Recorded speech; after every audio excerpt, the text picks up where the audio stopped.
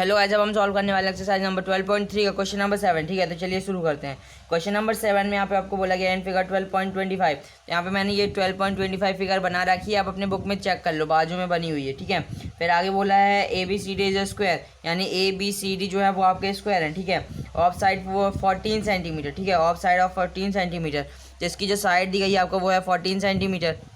14 centimetre. ठीक है, और फिर यहाँ पे आपको आगे बोला with centre A B C and D 4 circle are drawn such that each circle touch extremely 2 of the remaining 3 circle, find the area of shaded region. यानी आपको बोला गया है कि यहाँ पे 4 सर्कल बने हुए हैं, A B C D centre point है। ठीक है, उनके और वो चारों एक दूसरे को टच करते हैं। ठीक है, और फिर यहाँ पे हमको आगे बोला है कि और हमको बताना है कि उसका सैडेड रीजन क्या होगा, उसका सैडेड रीजन क्या होगा।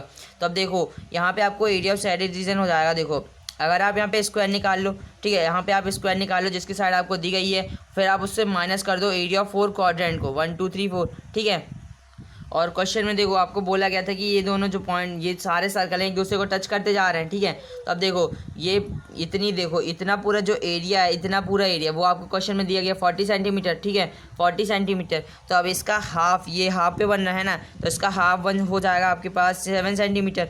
ठीक है, एक काम करता हूँ मैं यहाँ पे पॉइंट को, यहाँ पे कुछ पॉइंट को नाम दे देता हूँ। इस पॉइंट को नाम दे देता हूँ पी और इस पॉइंट को नाम दे देता हूँ क्यू। ठीक है, तो आपके पास इतना ए पी हो जाएगा 7 सेंटीमीटर और बी क्यू हो जाएगा 7 सेंटीमीटर।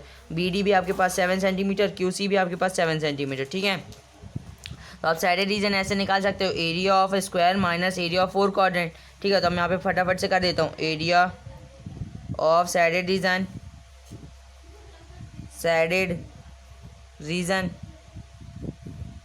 ठीक है, और वो हो जाएगा आपके पास एरिया ऑफ साइडेड रीजन आपके पास होगा, और ये होगा आपके 1/4।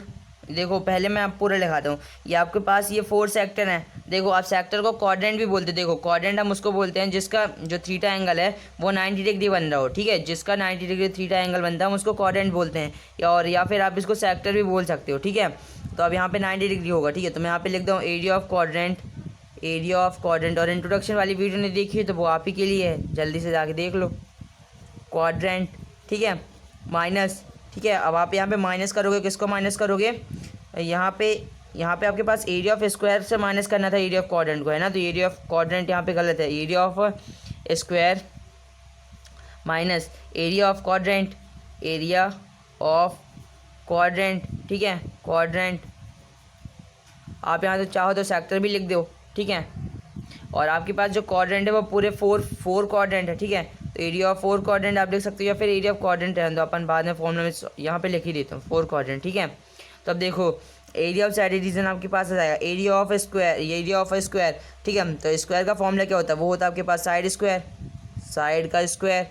ठीक है, और फिर आपको इससे माइनस करना है एरिया ऑफ 4 क्वाड्रेंट को, एरिया ऑफ 4 क्वाड्रेंट को, तो पहले मल्टीप्लाई बाय 4 क्योंकि आपके पास 4 क्वाड्रेंट है। ठीक है, और इसका फिर एरिया ऑफ क्वाड्रेंट का फॉर्मूला कितना होता है, वो होता है आपके पास 1/4 और pi r square, pi r square. यहाँ पे आप देखो ऐसा भी, अगर आप यहाँ पे अगर आप सेक्टर लिख रहे हो, ठीक है, यहाँ पे अगर आप सेक्टर लिख रहे हो तो यहाँ पे आप 90 डिग्री लिखोगे, 90 डिग्री और अपॉन में 360 डिग्री। ठीक है, तो 90 अपॉन में 360 करोगे तो वो हो जाएगा आपके पास 1/4। ठीक है, और अगर आप क्वाड्रेंट लिख रहे हो तो 1/4 लिख सकते हो। ठीक है, तो अब मैं यहाँ पे ऐसे सॉल्व कर दूंगा। ये देखो ये मल्टीप्लाई में, डिवाइड में है, तो यहाँ से ये कैंसिल हो जाएगा, तो आपके पास यहाँ पे बचेगा पाई आर स्क्वायर। ठीक है, अब यहाँ पे मैं आप सॉल्व कर लूँ साइड स्क्वायर, तो साइड यहाँ पे आपको दी गई है 40 सेंटीमीटर।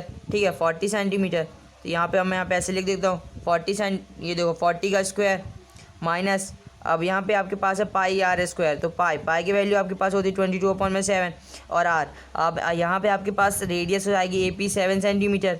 ठीक है, 7, अब 7 का स्क्वायर, क्योंकि यहाँ पे रेडियस जो है वो स्क्वायर में है, तो 7 × 7।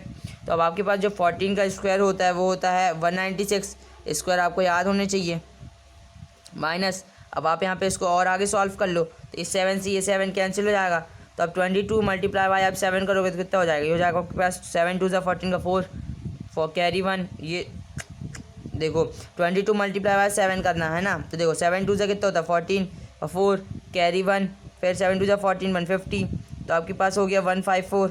ठीक है, 154, ये 22 मल्टीप्लाई बाय 7, ये बहुत जगह काम आता है, आप इसको याद कर लो 154। ठीक है, अब यहाँ पे आप इसको सॉल्व कर दो तो 196 से आप माइनस कर दोगे 154 को। ठीक है, 196 पे आप 154 को माइनस कर दोगे तो ये कितना हो जाएगा, ये हो जाएगा आपके पास 42। ठीक है 42, और इसकी जो यूनिट है वो है सेंटीमीटर में। ठीक है सेंटीमीटर, और आप यहाँ पे एरिया निकाल रहे हो तो ये हो जाएगा एरिया का स्क्वायर। ठीक है, तो यहाँ पे आपके पास जो एरिया ऑफ साइडेड रीजन निकल के आ गया है वो है 42 सेंटीमीटर स्क्वायर। तो यहाँ पे आप इसका आंसर सॉल्व कर सकते हो, मैं यहाँ पे लिखा देता हूँ answer area of shaded portion area of shaded portion is, sided portion आपके पास कितना निकल गया है 42 सेंटीमीटर का स्क्वायर, तो मैं यहाँ पे लिख देता हूँ 42 सेंटीमीटर स्क्वायर। ठीक है, तो उम्मीद करता हूँ आपको क्वेश्चन नंबर 7 जरूर समझ में आया होगा, बहुत ईजी था। अगर वीडियो पसंद आया तो वीडियो को लाइक और चैनल को सब्सक्राइब जरूर कर देना।